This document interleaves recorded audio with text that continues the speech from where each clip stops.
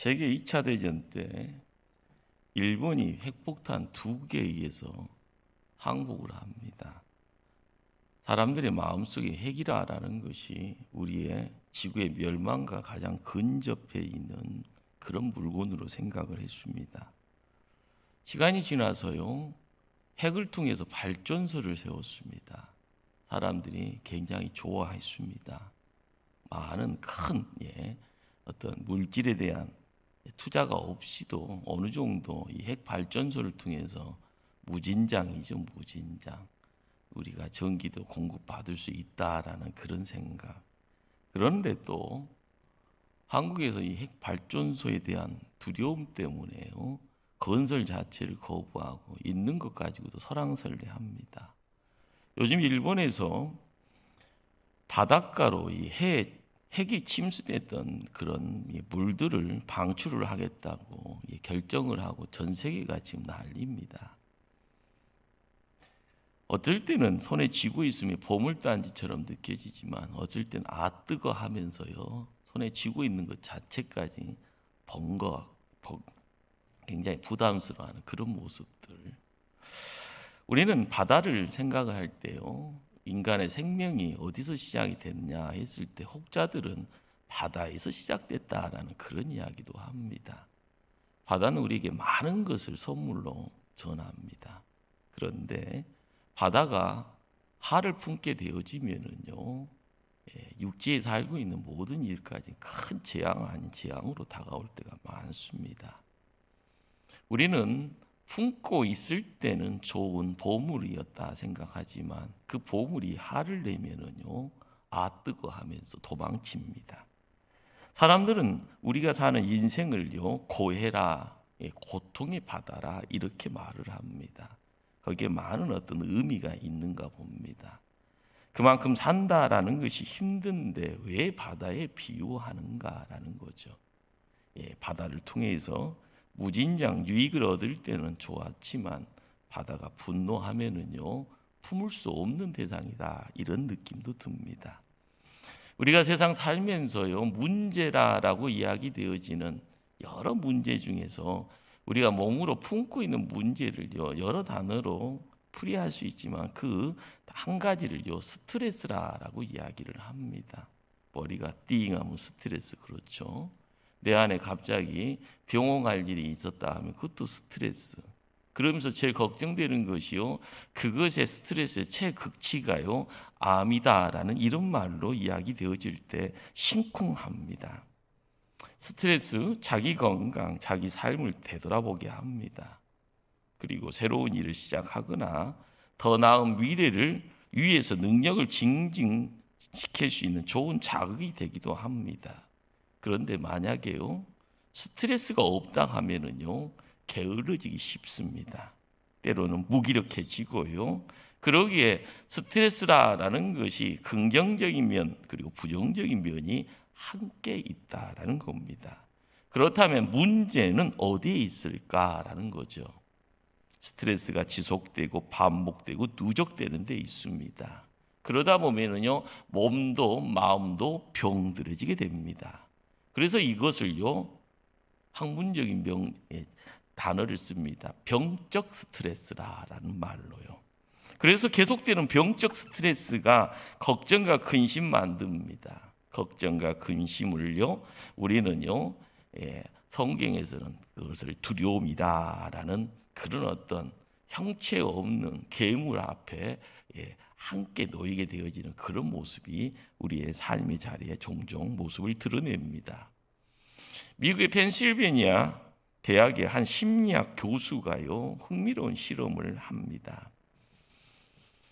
시험용 쥐 300마리에게요, 암 세포를 주사로 주입을 합니다. 그리고 나서 100마리 이렇게 해서 3개의 그룹으로 나눕니다.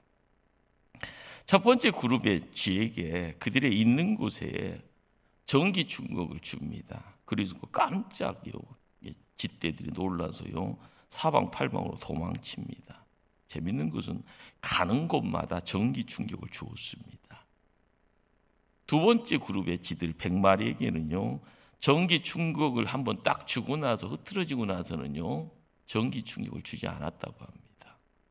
자, 그러면 세 번째 100마리 쥐들에게는요, 아무런 변화도 없이요, 여기가 조사오니 하고요, 스트레스를 주지 않고 그냥 방치해 놓았다고 합니다.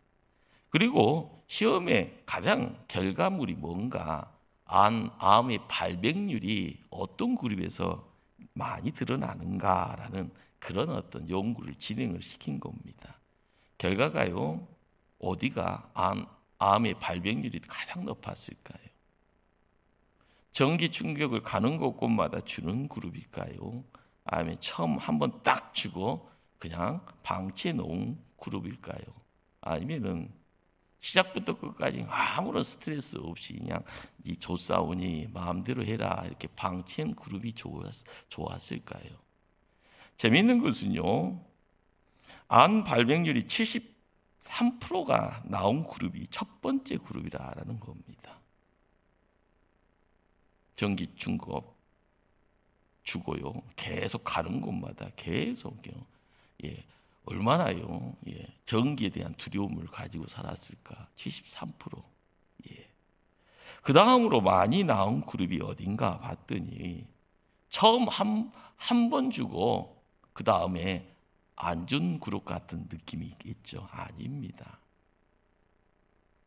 아무런 전기 충격 없이 시작부터 끝까지 그냥 방치했던 그룹이 50%의 발병률이 있었고요, 최저의 발병률이 31%가 나온 그룹이 바로 스트레스가 있었지만 피할 곳이 있다 생각되어지는, 그래서 한 번 있고 그냥 도망친 그 그룹이 가장 암 발병률이 적었다라는 겁니다. 시험에서 알 수 있듯이요, 스트레스 자체는요 무조건 나쁘다고 할 수는 없습니다. 스트레스는요, 야 이러다가 죽겠다라는 그런 위기 상황, 그렇지만 도망칠 수 있다라는 그런 가운데 마음과 육신이 반응하는 가운데 편안으로 옮겨갈 수 있는 그런 어떤 자리들. 그래서 스트레스 때문에 오히려 현실에 적응하고요, 대처하는 능력이 생기기도 하더라라는 거죠. 바로 우리가 세상 살아가면서 끊임없이 이야기되어지는 지속적인 스트레스, 이것은 더 이상 피할 수 없다라는 절망감을 느낀다는 겁니다. 그러기에 나중에는요, 육신이요 느슨해져 버리는 거예요. 내 안에 저항도요 사라져 버리고요. 그러다 보니까 이래도 죽든 저래도 죽는가 보다 하면서 그냥 그대로 그냥, 사람도 마찬가지입니다. 우리 안에 이 암세포가 찾아 들어오게 되어지면 이 암세포는 정상세포하고요 다르게 반응한다고 합니다.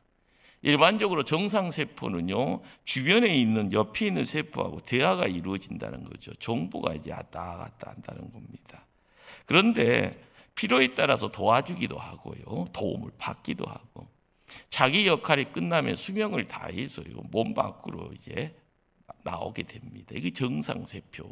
그러니까 여러분이 주무시다가 주무시다가 일어나면은 내가 이렇게 했나 할 정도로요, 갑자기 내 주변이 조금요 더러워지는 그런 모습은 내 안에 있는 것들이 밖으로 배출되는 겁니다. 여러분들 생활하면서 쓰레기 배출하듯이 몸 안에서도요 용도 폐기되어지는 것이 하나님에 의해서 이렇게 자동적으로 내 허락도 없이 내 몸 안에서 그냥 쓰레기 배출하듯이 그냥 나옵니다.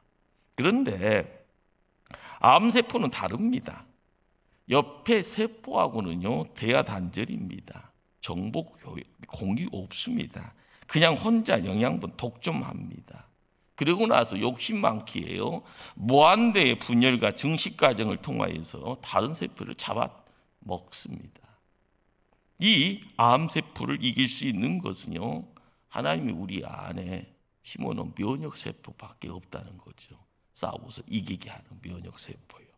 그런데 이 면역세포가 언제 가장 활발하게 활동하는가 봤더니요, 마음이 평안할 때, 마음에 도전의식이 있을 때, 그리고 뭔가를 결단하고 그리고 담대하게 용기를 가지고요 도전하려고 할 때 가장 활발하게 활성화가 된다고 합니다. 보통 우리는요 이제 끝이다, 이제 소망이 없다, 이제 가망도 없다. 그렇게 이야기 되어지면은요, 자기가 포기가 되어질 때 면역 체계가 허물어져 버립니다.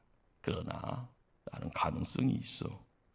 암세포가 나를 어쩌지 못할 거야. 나는 도전할 거야. 나쁜 습관 절제하고 내가 내 몸 안에 있는 그 모든 것까지 품고 내 몸을 귀히 여길 거야.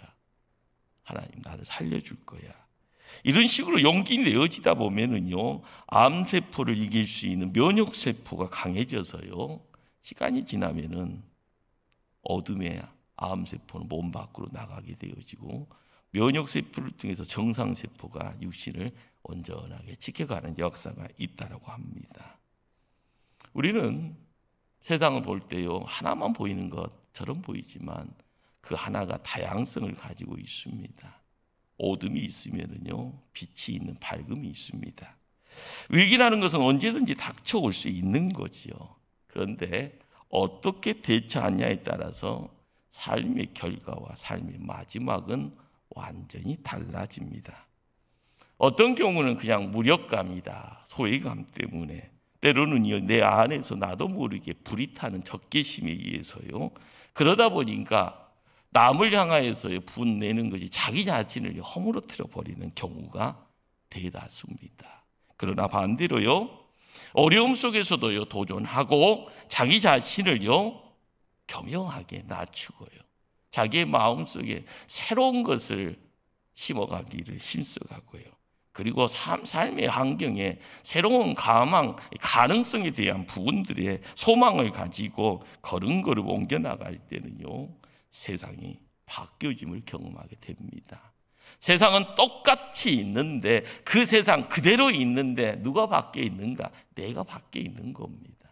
내가 바뀌어 있으면은요, 바뀌어져 있으면 세상이 달리 보인다라는 겁니다. 오늘 읽은 본문 마가복음 4장 이 말씀은요, 어떻게 보면 이 두려움이라는 이 내용의 실체 앞에 제자들이 함께 세움받은 장면입니다. 그리고 닥쳐오는 그 두려움의 대상이 눈에 보이고 있고요, 그리고 자기의 살갗에 그 두려움의 내용이 몸에 닿고 있음을 우리에게 모습으로, 그림으로 보여주고 있습니다. 성경에서 가장 많이 등장하는 구절이 뭔지 아십니까? 두려워하지 말라라는 하나님의 음성입니다. 어떤 목사님은 꼭 쉬었는지 모르겠는데 365개가 성경에 기록이 있다고 하네요. 그런데 저는 안 쉬어봐서 그것이 365개인지는 그건 불확실합니다. 그런데 그런 목사님들이 하시는 말씀은요, 하루에 한 번씩 꼭 두려워하지 말라는 그 하나님 말씀 붙잡고 세상 담대하게 걸음걸음 옮기면서 어려운 자, 소외된 자, 나의 기도가 필요한 자들, 그들에게 나아가 헌신하고 수고하는 가운데 하나님 나라 이루라, 이런 권면을 합니다.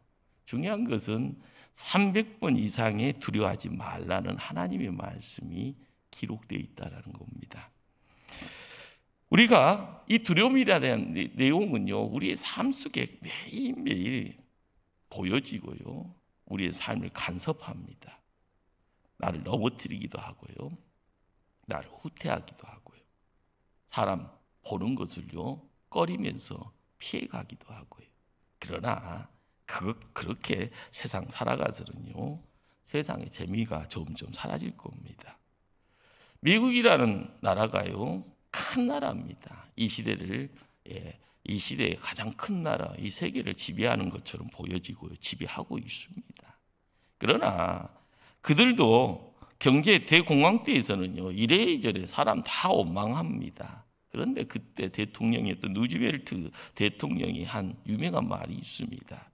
우리가 두려워해야 할 것은 오직 하나, 두려움 그 자체다. 두려움을 두려워하지 말아야 한다, 이 말을 했다고 합니다. 두려움이라는 것, 이건 건들면은요 커져가는 겁니다. 두려움의 내용 바라보면서요, 어찌할 거라는 걱정 시작한과 동시에 두려움은요 가중되어집니다.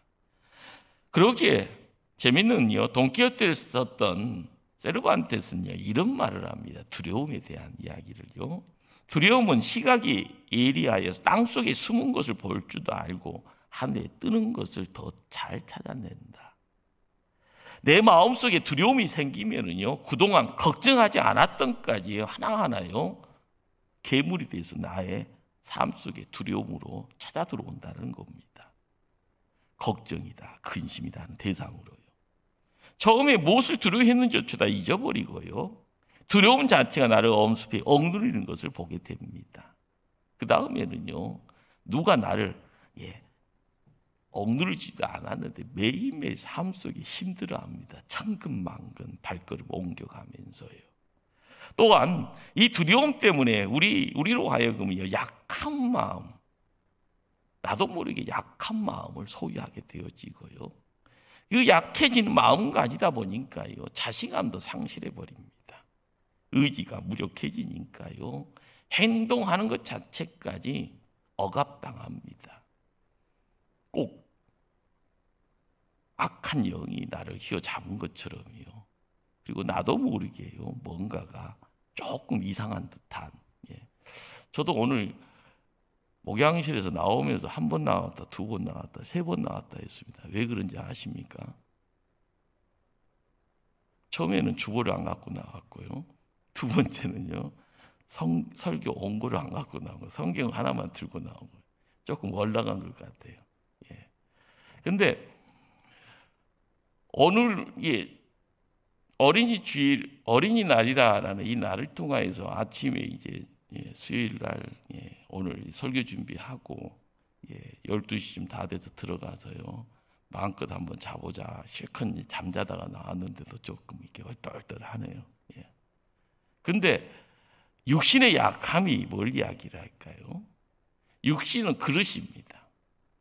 그릇이 강하면은요, 내 안에 영을 담아가는 그릇이 강하면은 내 영의 부족함을 하나님한테 맡기면은 다시 채워지면은 금방 회복이 되죠. 그런데 육신이 건강 있으면은요, 건강이 약화되어지면은 내 영은 케어하는 것이 더 힘들어집니다. 우리가 끊임없이 알아가야 되는 내용은요, 내 안에 있는 나도 모르는 그 대상이 괴물이 되어서 나를 집어삼킬 수도 있다는 겁니다. 그러나 내 안에 있는 그 뭔가가 하나님이 되어져요. 나를 지키려고 힘쓸 때 내 육신의 약함과 내 영혼의 부실함을 통하여서도 인생길 감당하기 힘들다가 그래서 눈물을 흘리고요, 낙심되어져 애통의 마음 가지고 하나님께 찾아가는 그 발걸음의 끝이 어떻게 될지 모른다는 겁니다. 육신 지켜야 되고요, 내 영혼 하나님께 맡겨야 되는 겁니다.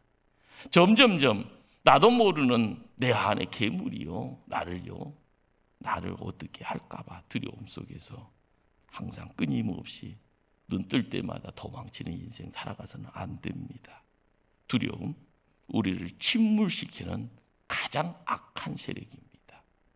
나도 모르게 찾아와 있는 악함의 내용, 그것이 하나님 보시기에요, 어떻게 보면 슬픔의 내용이 될 수밖에 없는 겁니다. 그렇습니다.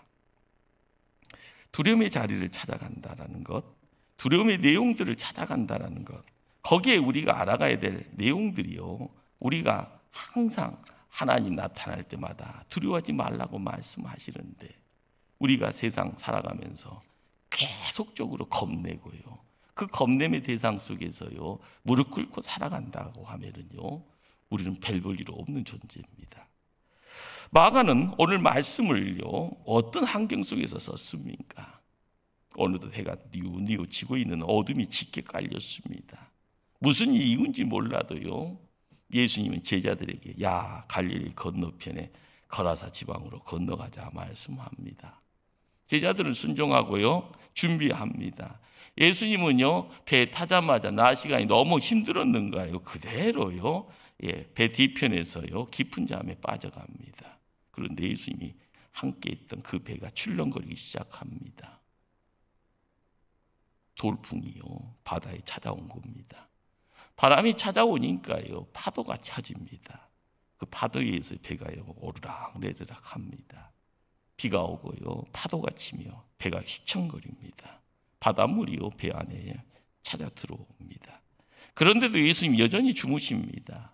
제자들은 다급해지고요. 그러면서 여러 가지 두려움이 엄습합니다. 그 두려움의 내용을 한번 분석해 볼까요? 이제 죽게 되는 것 아닌가라는 죽음의 공포가 첫 번째입니다. 두 번째는요, 도무지 해결할 수 있는 방법이 없는 겁니다. 인간이기 때문에요, 방법이 없는 겁니다.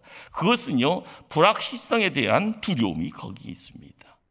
세 번째는 뭘까요? 예수님이 함께 계시지만 지금 주무시고 계십니다. 그러다 보니까 예수님 계시지만은 나 혼자 있다라는 두려움에 빠져 있습니다. 복합적이죠. 우리가 믿음 생활을 하면서요, 시작은 창대해 있습니다. 첫사랑의 내용 통해서요, 엄청난 내용이 물밀듯이 찾아오는 것처럼요, 기뻐하지요. 그러나 내 안이 정리정돈이 안 돼 있습니다. 내가 믿음의 성숙함을 드러내지 못합니다. 콩나물처럼요, 다 빠져버리는 것처럼 느껴지는.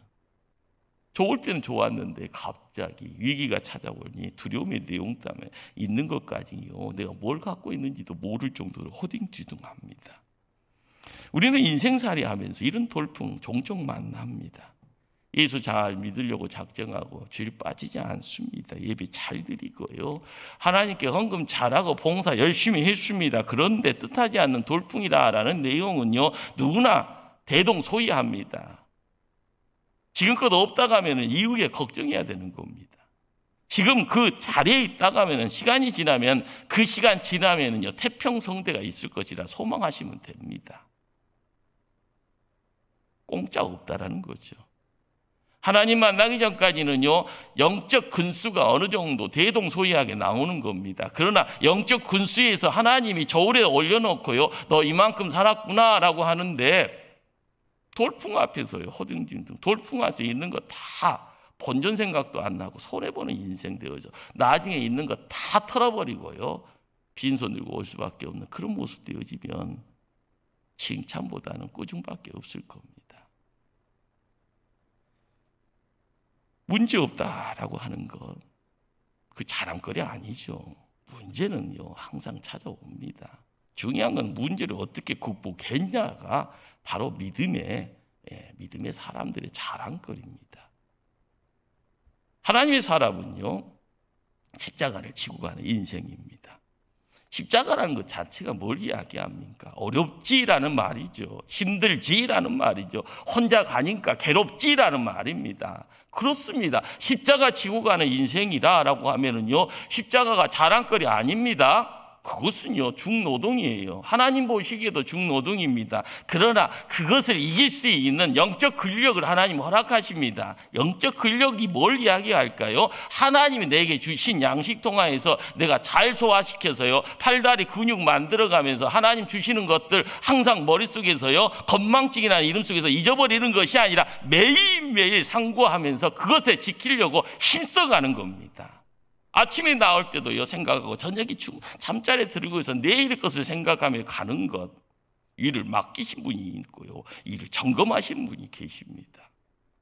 잘했다라는 칭찬 소리는요, 우리가 세상 살아가면서 인생이라는 걸음걸음을 거둘 때마다 끊임없이 찾아오는 질문입니다.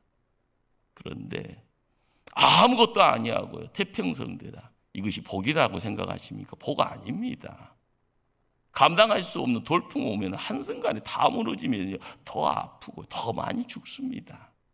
그러나 어려움 중에서도 튼튼하게 세워가는, 반석에 세워가는 그런 모습이 있으면요, 태풍이 와도 지진이 와도 쓰나미가 와도요, 넉넉하게, 그때가 힘들지만 금방 지나가는 겁니다. 인생의 돌풍 예측 불가능하기에 더욱 어려움이 있고 위협적이죠. 내가 갖고 있는 모든 복의 내용들을 다 빼앗아 가는 것처럼 보이기 때문에요. 정상적인 삶을 누리기도 힘들 정도로 고통의 낭떠리에 우리를 내몰게 되어지면은요, 낭떠리에 떨어지면은요, 멸망이고 죽음입니다. 그러나 성경은 이럴 때 우리가 어떻게 해야 되는지를 말씀합니다. 다른 것 아니죠. 제자들이 한 것이 뭔가요? 예수님 깨우는 겁니다. 예수님 깨운다란 말이 무슨 말일까요? 여러분들 어제도 극동방송 듣다가요, 참 우리 목사님들 참 생각 없다. 사랑하는 자에게 잠을 주신다고 하면서요, 교회 와서 잠자는 것이 은혜라고 하는 것이 거기까지는 괜찮아요. 피곤하니까 주무시는 것도 은혜죠. 근데 그게 성경이 진리인 것처럼 말씀하시더라는 거예요. 뭐 교회 가서 날마다 잠자라는 건 이상가 이런 느낌이에요. 조금 더 이렇게 갔으면 좋을 텐데. 자, 예수님 깨운다라는 말씀을 우리가 어떻게 받아들여야 됩니까? 흔들어 깨워야 되잖아요. 흔들어 깨워야 돼요. 예. 지금 내가 힘든데 예수님 깨워야 된다는 그 말이 말씀 속에서 우리에게 어떻게 다가와야 됩니까? 내 실존의 위기입니다. 그 실존의 위기의 현장 속에서 예수님 깨운다는 것이 뭘까요? 그것은요, 하나님이 오신다라는 것, 내가 하나님한테 간다라는 것, 그것은 만남의 자리죠. 문이 닫혔으면 문을 열어야 되는 겁니다.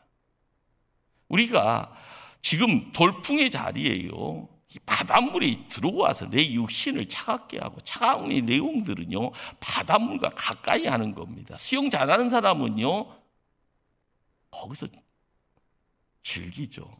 그러나 태풍 치는 자리에서 즐긴다는 말을 할 수가 없는 겁니다. 한순간 가지고 즐기라고 하면서 즐기라는 말이 가능합니까? 위기 상황에서요 눈물 콧물 다 쏟고 있는데 어떻게 즐깁니까? 그 환란이, 그 재앙이 어떻게 즐김의 대상이 됩니까? 태평양이 때는 즐기지만은요, 질풍 노도 때는 즐길 수가 없는 겁니다. 모든 것을 다 쓸어버리는데, 모든 것을 숨지게 버리는데, 모든 것을 초타시켜버리는데요. 바로 그 시점, 그 환경 속에서요, 예수님 깨웠다는 것이 뭔가요? 그냥 나를 그냥 내어놓는다는 거예요. 하나님께 내 환경을 그대로 아뢰는 겁니다. 하나님 두렵습니다. 하나님 죽을 것 같습니다. 하나님 너무 고통스럽습니다. 하나님 너무 힘듭니다. 하나님 내 힘으로는 이제 불감당입니다. 나를 죽이든 살리시든 나를 다시 이끌어 주시옵소서. 나를 위로해 주시고 내가 가야 될 길을 가르쳐 주시옵소서. 기도하는 겁니다. 우리가 인생길 살아가면서요, 이 시대의 불기둥, 구름기둥을 어디서 찾아야 될 거라는 생각하죠. 출애굽기를 읽다 보면 40년 동안 그의 걸음걸음을요 고민 않고 갑니다.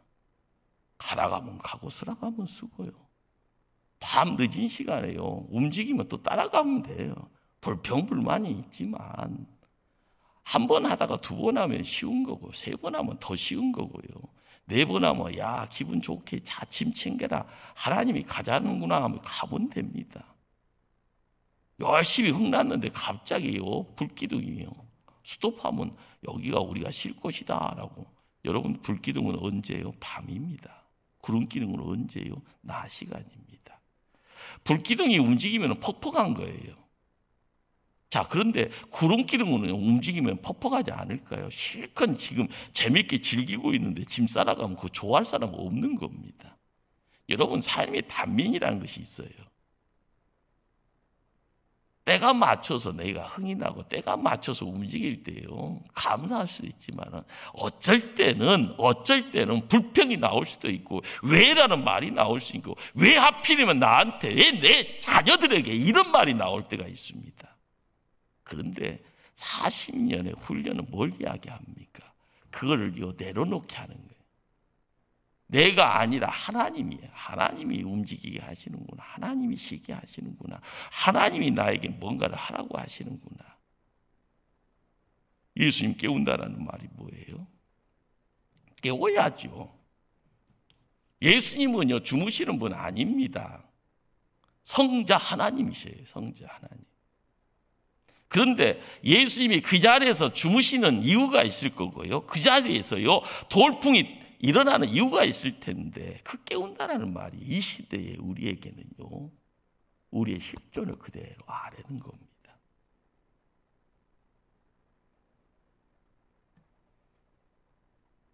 제자들이 예수님을 깨웠던 것이 어떻게 보면은 첫 번째 발걸음입니다. 두 번째 발걸음은요, 예수님이 제자들에게 하십니다. 그것은 바로 질문이죠. 물음입니다. 예수님이 제자들에게 무엇을 두려워하느냐 묻습니다. 우리도요, 예수님 마음으로 자기 자신에게 스스로 물어봐야 합니다. 내 영혼아, 어찌하여 네가 두려워하느냐? 내 영혼아, 네가 어찌하여 절망하고 낙심하느냐? 무엇이 그렇게 겁나게 하느냐? 그렇게 물어봐야 합니다. 그래야만이 두려움의 실체에서 벗어날 수가 있고요, 그 환경에서 탈출할 수가 있습니다. 40절 말씀이에요. 40절 말씀에 이에 제자들에게 이르시되 어찌하여 이렇게 무서워하느냐? 너희가 어찌하여 믿음이 없느냐 하시니, 이러한 예수님의 그 물음은요, 어떻게 보면 나에게 던지는, 이 시대에 나에게 던지는 질문입니다. 두려움은 형체가 없는 괴물입니다. 그러기에요, 예수님이 나에게 말씀합니다. 야, 나와 함께 이 괴물의 실체를 밝히자꾸나. 커다란 것처럼, 세상의 모든 것처럼 보이지만 별것 아닌 두려움인데 나와 함께 한번 밝혀보자. 나와 함께 제거해보자. 이런 말씀입니다. 그러기에 우리는요, 두려움을 향해서 선포해야 되는 겁니다. 너는 나를 이길 수 없다. 너는 내게 겁을 줄 수가 없다. 나는 하나님의 사람이다. 아버지가 바로 하나님이다. 내가 싸움 중에 쓰러질지언정 나를 겁주는 너하고는 절대 타협하지 않을 거다. 그러면서요, 담대하게 선포하는 그 자리에 하나님의 큰 역사가 임할 줄 믿습니다. 내 속에 두려움이다라는 것 알고 보면은요, 시간이 지나면은요, 추억거립니다. 그런데 추억은요, 내가 이겨냈을 때 추억입니다. 그 이김의 자리에 하나님이 나와 함께 하셨다. 예수님이 나와 함께 동행함으로써 내가 거기에서요, 잠시 잠깐 무릎 꿇은 적은 있어도요, 두 발 들어서 담대하게 이겨내왔다라는 것, 그것이요, 우리의 추억거리가 될 수 있도록요, 지금의 상황이 어려움이 있다 하면은요, 그 두려움의 실체의 주님과 함께 낱낱이 밝히며 그리고 탈출하시고 제거해야 될 줄 압니다.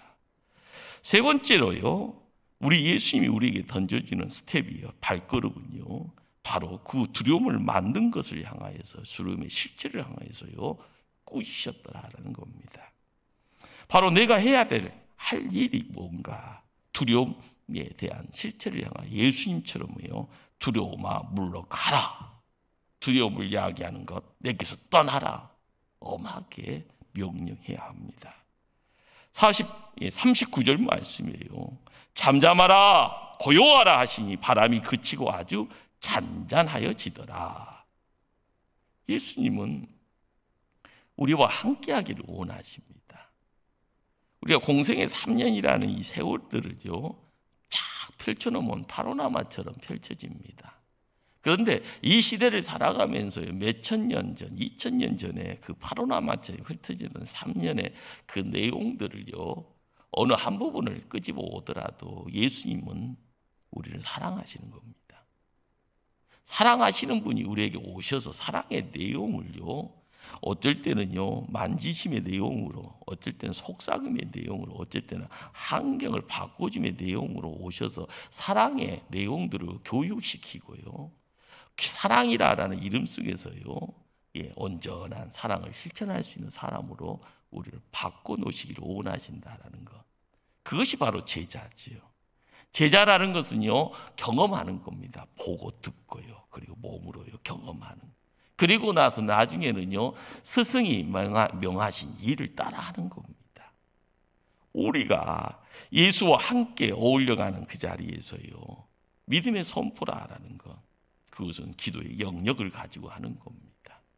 내가 교회에서요, 봉사했던 것이요, 흩어지는 것 아닙니다.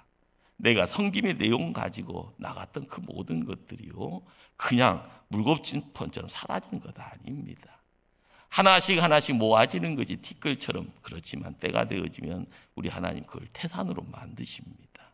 내가 호흡하면서 미세먼지 들이키니까 죽는 것 같잖아요. 시간 되면 죽습니다. 누구나요. 그러나 미세먼지처럼 호흡기를 다 닫고 살 수는 없지 않습니까? 그러나 하나님은 이 지구를 만드시고 미세먼지를 만든 그 누군가에 대해서요, 한순간 다 어떻게 몰아서 정리할 수는 없지만은요, 그 가운데서 살게 하시는 분입니다. 그러면서 하나님이 일을 하게 만드시는 분들, 그것이 바로 우리 하나님이시죠. 그렇기에 우리는 예수 제자됨의 내용들을 통하여서요, 우리는 예수님을 예수님답게 만들어야 되고 하나님을 하나님 되게 만들어야 될 책임을 갖고 있는 겁니다. 우리가 나자빠지면 안 된다는 소리입니다. 환경에서 무릎 꿇어서도 안 되고요. 내가 내 자신에게 무릎 꿇어서도 안 됩니다. 내가 내 자신에게 무릎 꿇을 때는 나보다 더 못난 나에게 무릎 꿇어서는 안 된다는 말입니다. 두려움에 갇혀져요. 두려움에 묶여져 있고요. 두려움 속에서 헤어나지 못하는 또 다른 나에게 무릎 꿇어서도 안 된다는 겁니다. 코로나가 세상 힘들게 합니다. 여러분, 무기력만 힘든 것이 아니라요, 무생각도요, 무사고도 무서운 거예요. 무기력 되어져 있으니까 이제는 주객권이 산다 죽음이라는 것이요, 경계가 흐트러져 버리고, 때가 되면 나를 죽이는 누군가가 와서 죽인다 하면 내 목숨 가져가시오, 이렇게 해버리는 그런 어떤 무능력자가 돼버리는 모습이죠. 그러나 생각까지요, 이 생각의 경계까지 다 허물어져 버리고, 이것이 지금 내가 예수님 편에 있는 건지 내가 지금 마귀 편에 있는 건지 가름도 못하면서요, 여기서 끌고 가면 일로 가고 저기서 끌고 가면 저리 가고, 사람이 많은 곳에 있으면 그 이기는 것처럼 사람 많은 편에 쓰려고만 하고요, 누군가가 크게 외치면 야 돈 번단다 하면은요, 돈 버는 대로 열심히 뛰어가다 보면은요, 나중에는요, 있는 것까지 다 까먹으면 털면 먼지밖에 없는 인생 되어서 나중에 누구한테 호소할까요? 우리를 통하여서요, 하나님은 뭔가를 하기를 원하시고요, 갈릴리 바다를 건너가신 예수님도 돌풍 가운데 큰 파고 앞에 놓여있던 제자들에게 뭔가를 하기를 원합니다. 성경을 읽다 보면 예수님이 꾸짖었던 대상이 세 가지가 나옵니다. 첫째가 귀신이고요, 두 번째가 바로 질병, 인간에게 고통을 주는 질병을 꾸짖습니다. 그리고 세 번째가 바로 자연계, 바람과 바다를 꾸짖습니다. 우리는 이제 이 꾸짖음의 내용 앞에요, 그 꾸짖는 분이 누군가 하나님이다라는 것을 알고 가셔야 됩니다. 하나님, 성자 하나님. 우리가 얼마나 무지했으면요, 하나님이 이 땅에 오셨는가. 그분이 우리가 얼마나 별 볼 일 없으면요, 눈으로 보게 하고요, 가까이 동행하게 하고요, 가까이 식사하면서 대화 나누면서 이것저것 같이 손을 통하여서 같이 땀 흘리게 만들어 갔는가. 우리가 못났으니까 그런 겁니다. 그러나 이제는 못난 인생이 아니라 믿음의 회복자가 되어져 바라보는 대상이 문제가 있을 때는 꾸짖어야 되는 겁니다. 영적 권세 가지고. 그 권세의 내용이 통하여서 하나님이 살아계심이 증거되어질 때 하나님은 나를 통해서 역사하는 겁니다. 우리가 예수 제자라고 이야기되었을 때요, 예수 제자의 향기가 무엇을 이야기를 합니까? 그 그냥 막연히 있으면은요 향기가 나는 것이 아니라요 향기를 바라는 뭔가가 있을 때 향기가 드러나는 겁니다. 오늘 신앙이라는 것이 뭘까? 바로 하나님을 두려워하는 겁니다. 이것이 인생의 근본이죠. 하나님을 경외한다라는 것이 바로 두려움의 내용들을 찾게 하는 겁니다. 이 세상에 나를 중심으로 이루어지는 환경과 여건, 그리고 그 가운데 찾아오는 두려움, 이것을요 어떻게 하면은 벗어나겠다라는 선언을 통하여서 믿음의 성도의 고백이 함께 어울릴 때마다 내가 어찌 사람을 두려워하랴, 내가 어찌 환경을 두려워하랴, 내가 두려워할 분은 오직 하나님 한 분뿐이다. 하나님을 경외함으로요 세상의 두려움을 극복하는 지혜로운 성도가 되어야 될 줄 압니다. 예수님의 12명의 제자들, 우리의 믿음의 선배입니다. 그들 또한 별볼 일 없었습니다. 그러나 그들이 한순간 인생의 터닝 포인트가 어디서 이루어졌습니까? 보여지는 큰 풍랑, 그리고 예수님과 대화를 통하여, 그리고 마지막 그 예수님이 어떤 분이라는 것을 깨달을 때 그가 누구인가, 그가 누구이기에 바람도 바다도 순종하는가, 그 입술의 고백을 통하여 드러나는 역사가 그 인생을 뒤집어 놓은 줄 압니다. 우리가 이 시대를 살아가면서요 코로나라는 환경 앞에서도, 그리고 나를 찾아와서 나를 힘들게 하는 스트레스의 여러 내용들 앞에서도요 항상 예수님이 구세주십니다. 그분은 성자 하나님이십니다. 그분과 함께 걸음걸음 옮겨 나갈 때마다 홀로 버려진 인생이 아니라 주님과 함께 승리하는 인생임을 경험하는 복된 종들 다 되어지기를 간절히 주님 이름으로 축원합니다. 기도하십니다.